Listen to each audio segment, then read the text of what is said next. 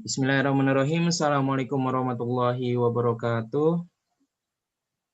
Waalaikumsalam. Waalaikumsalam warahmatullahi wabarakatuh. Oke, kita dari kelompok 1 atau kelompok A dari mata kuliah Bahasa Indonesia kelas 5B Ekonomi Islam. Di sini kita beranggotakan ada Tasya Amelia, Astri Yastika, Ulin Nuhawiguna, Putri Nur Aisyah, dan Risa Lutfia Sofi. Di sini kita akan membawakan tema terkait paragraf. Oke, langsung saja ke paragraf pertama. Pengertian paragraf. Paragraf adalah satuan bentuk bahasa yang biasanya merupakan hasil penggabungan beberapa kalimat. Sebuah paragraf biasanya terdiri dari pikiran, gagasan, atau ide pokok yang dijelaskan dengan kalimat pendukung.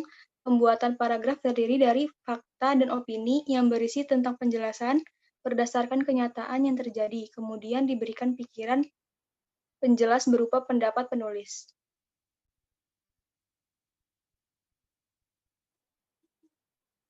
Next. Fungsi pembentukan paragraf. Paragraf dibuat oleh pengarang tentunya memiliki beberapa fungsi yang akan memudahkan pengarang tersebut membuat tulisan. Adapun fungsi pembentukan paragraf adalah sebagai berikut. Yang pertama,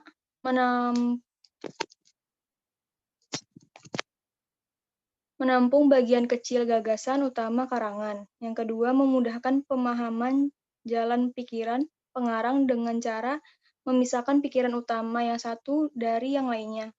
Yang ketiga, pengarang melahirkan pikiran secara sistematis. Yang keempat, pembaca mudah mengikuti dan memahami alur pikiran pengarang. Yang kelima, sebagai tanda pikiran baru dimulai. Yang keenam, memungkinkan perhentian lebih utama daripada akhir kalimat dan konsentrasi terhadap pikiran utama.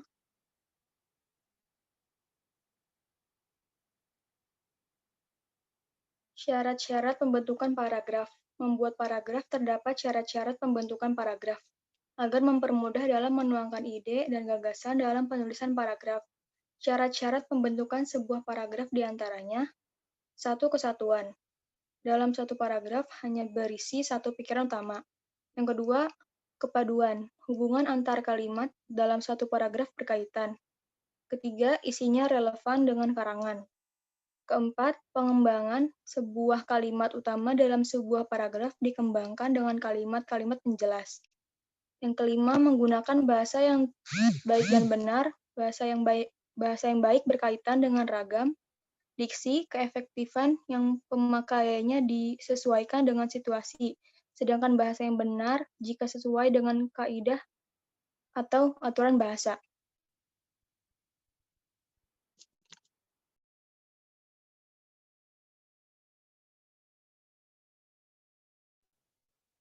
Selanjutnya, unsur paragraf.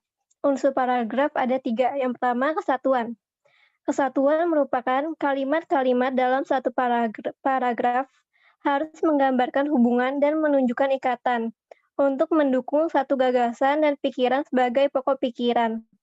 Kesatuan berarti ada hubungan mengenai masalah dan tema dalam pengembangan. Contohnya, tema budaya Indonesia. Keindahan Indonesia beraneka ragam dan tiada batasnya. Indonesia memiliki berbagai budaya yang indah seperti tarian, pakaian tradisional, lagu daerah, adat istiadat, bahasa, dan lainnya. Banyaknya budaya di Indonesia membuat negara ini memiliki semboyan Bhinneka Tunggal Ika, yang artinya berbeda-beda tetapi tetap satu jua. Perbedaan budaya Indonesia dipersatukan dengan adanya bahasa Indonesia. Next. Yang kedua ada koherensi. Kekompakan hubungan antar sebuah kalimat dengan kalimat lainnya yang membentuk satu paragraf. Koherensi atau kepaduan yang baik terjadi hubungan timbal balik antara kalimat yang satu dengan kalimat yang lain. Misalnya, dalam kalimat awal menjelaskan tentang keindahan Indonesia, maka dalam satu paragraf tersebut berisi hal yang sama. Next.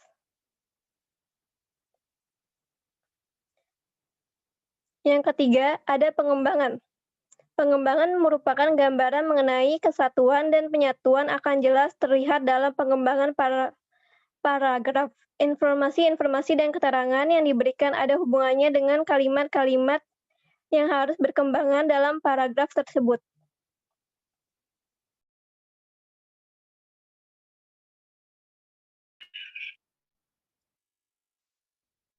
Kerangka paragraf. Sebelum membuat paragraf, sebaiknya menyusun kerangka paragraf. Karena dengan menyusun kerangka paragraf, maka akan mempermudah penulis dalam membentuk sebuah paragraf. Penyusunan paragraf sebagai berikut. Yang pertama, menentukan tema. Kedua, menentukan ide pokok dengan menuangkan kalimat yang menjadi ide dasar paragraf. Yang ketiga, memberikan detail pendukung untuk mendukung gagasan utama. Yang keempat, menuliskan kalimat penjelas untuk mendukung ide pokok.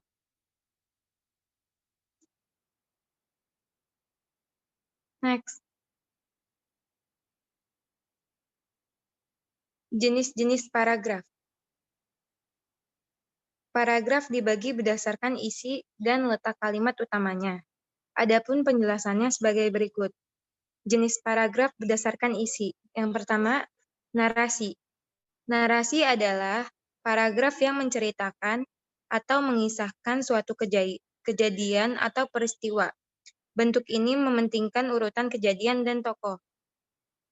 Contohnya, Amir berjalan cepat menuju pintu rumahnya karena merasa khawatir seorang akan memergoki kedatangannya. Dengan pelan-pelan dia membuka pintu. Ia begitu terkejut ketika pintu terbuka. Seorang laki-laki berwajah buruk tiba-tiba berdiri di hadapannya. Tanpa berpikir panjang, ia langsung mengayunkan tinjunya ke arah perut laki-laki misterius itu. Ia semakin terkejut karena ternyata lelaki itu tetap bergeming. Raut muka lelaki itu semakin menyeramkan, bagaikan seekor singa yang menerkam. Anak itu pun memukulinya berulang kali hingga ia terjatuh tak sadarkan diri.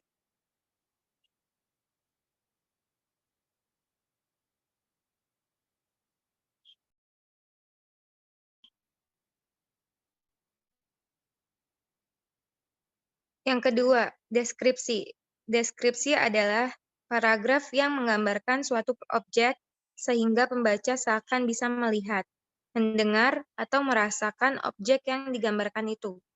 Objek yang dideskripsikan dapat berupa orang, benda, ataupun tempat. Ciri-cirinya ada objek yang digambarkan. Contohnya, penataan kota yang rapi selalu terasa di sini. Setiap jalan selalu dihiasi tempat sampah yang bagus. Suara delman setiap hari berkeliling membawa penumpang untuk menikmati keindahan kota. Saat berasa di pasar tradisional Bringharjo, tidak pernah ketinggalan untuk membeli oleh-oleh batik yang indah, karena keindahannya dan harganya yang terjangkau. Keramahan warga di kota ini pun tidak terlupakan, apalagi melihat kendaraan berroda 3 yang tinggi dengan daerah lainnya. Keindahan kota Yogyakarta selalu ingin dinikmati oleh wisatawan.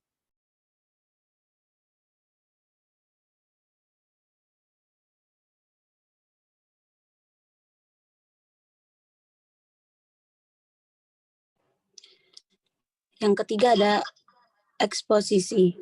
Eksposisi adalah paragraf yang menginformasikan suatu teori, teknik, kiat, atau petunjuk sehingga orang yang membacanya akan bertambah wawasannya. Ciri-cirinya yaitu ada informasi. Contoh, beras adalah suatu makanan pokok yang ada di Indonesia yang sudah dikonsumsi sejak zaman nenek moyang kita. Karena bahan makanan ini terkenal mengandung banyak karbohidrat dalam tubuh manusia. Beras adalah makanan yang berasal dari tanaman padi yang telah dipisahkan dari kulitnya. Beras memiliki beberapa macam jenis dan setiap beras memiliki keunggulan masing-masing. Ada yang unggul pada kualitasnya, harganya, bahkan unggul dari kandungan gizinya. Salah satu jenis beras yang menjadi favorit rakyat Indonesia adalah jenis beras ketan. Tetapi jenis beras ini tidak bisa digunakan sebagai makanan pokok, tetapi biasa dimanfaatkan untuk bahan baku makanan lainnya.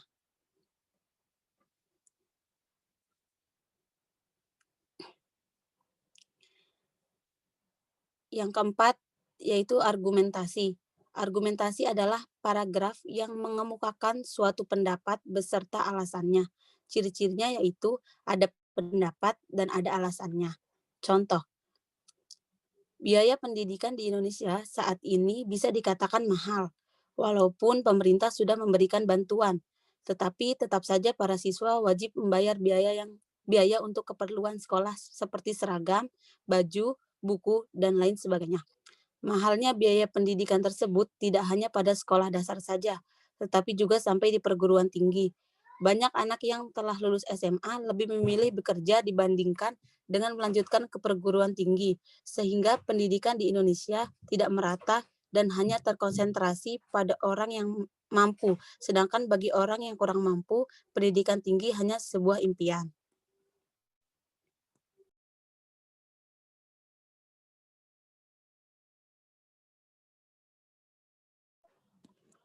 Yang kelima, ada persuasi. Persuasi adalah paragraf yang mengajak, membujuk, atau mempengaruhi pembaca agar melakukan sesuatu. Ciri-cirinya ada bujukan atau ajakan untuk berbuat sesuatu. Contohnya, menjaga kesehatan gigi adalah suatu hal yang sangat penting. Sebaiknya, sebelum Anda tidur, sikat gigi Anda terlebih dahulu. Selain itu, gunakanlah pasta gigi putih yang menggunakan bahan alami yang sama sekali tidak mengandung bahan kimia. Biasanya, bahan alami yang digunakan adalah daun mint yang dicampurkan dengan susu. Ramuan tersebut mampu membuat gigi Anda menjadi lebih putih dan sehat. Mulailah dengan menyikat gigi secara teratur dan dengan menggunakan pasta gigi yang mengandung bahan alami agar gigi terlihat bersih dan sehat.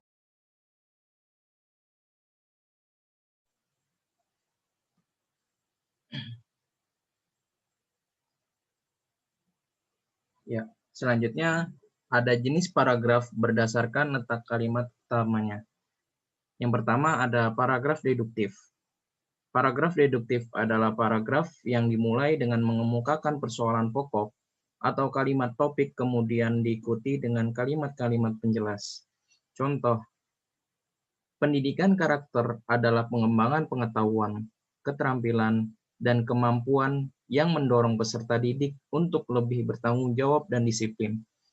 Ciri dari pendidikan karakter adalah memahami bahwa semua orang memiliki nilai sebagai manusia, memiliki rasa tanggung jawab, dapat dipercaya, dan mengakui kesalahan. Cara yang bisa dilakukan untuk menerapkan pendidikan karakter pada peserta didik adalah dengan mengajarkan kerjasama dan kolaborasi di antara siswa yang lebih ditekankan pada kompetisi. Tidak lupa ajarkan siswa untuk bersikap adil dan bertanggung jawab.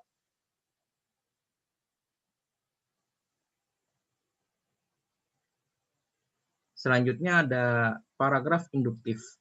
Paragraf induktif adalah paragraf yang dimulai dengan mengemukakan penjelasan-penjelasan, kemudian diakhiri dengan kalimat topik.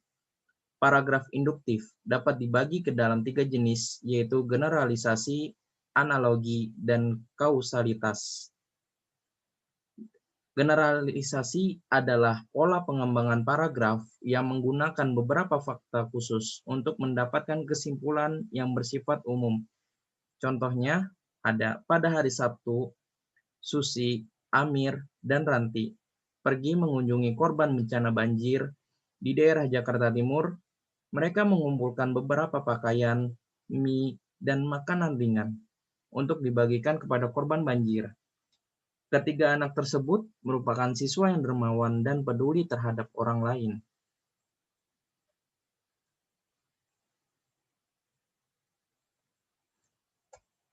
Selanjutnya ada analogi.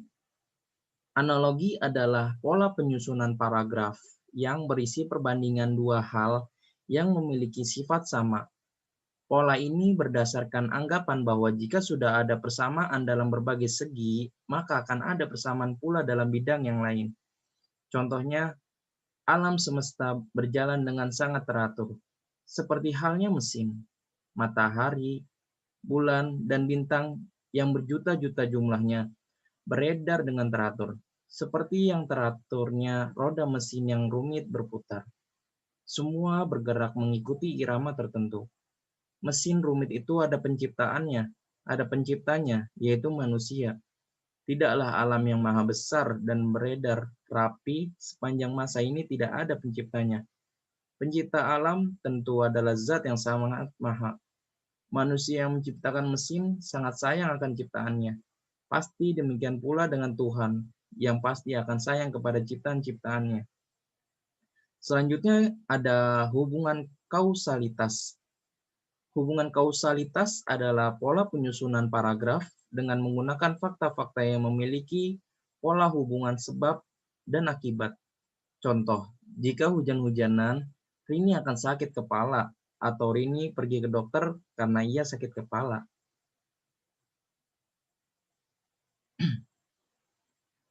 Selanjutnya, yang ketiga ada paragraf campuran. Paragraf campuran adalah paragraf yang dimulai dengan mengemukakan persoalan pokok atau kalimat topik, kemudian diikuti dengan kalimat-kalimat penjelas, dan diakhiri dengan kalimat topik. Kalimat topik yang ada pada akhir paragraf merupakan penegasan dari awal paragraf. Contohnya, dalam kehidupan sehari-hari, manusia tidak dapat dilepaskan dari komunikasi. Kegiatan apapun yang dilakukan manusia pasti menggunakan sarana komunikasi. Baik itu sarana komunikasi yang sederhana maupun yang modern. Kebudayaan dan peradaban manusia tidak akan bisa maju seperti sekarang ini tanpa adanya sarana komunikasi. Terima kasih. Kami dari kelompok 1 atau kelompok A, mata kuliah Bahasa Indonesia, kelas 5B Ekonomi Islam, mengucapkan terima kasih. Mungkin kurang lebihnya mohon maaf. Billahi fisabilil haq, fastabiqul khairat. Assalamualaikum warahmatullahi wabarakatuh. Waalaikumsalam warahmatullahi wabarakatuh.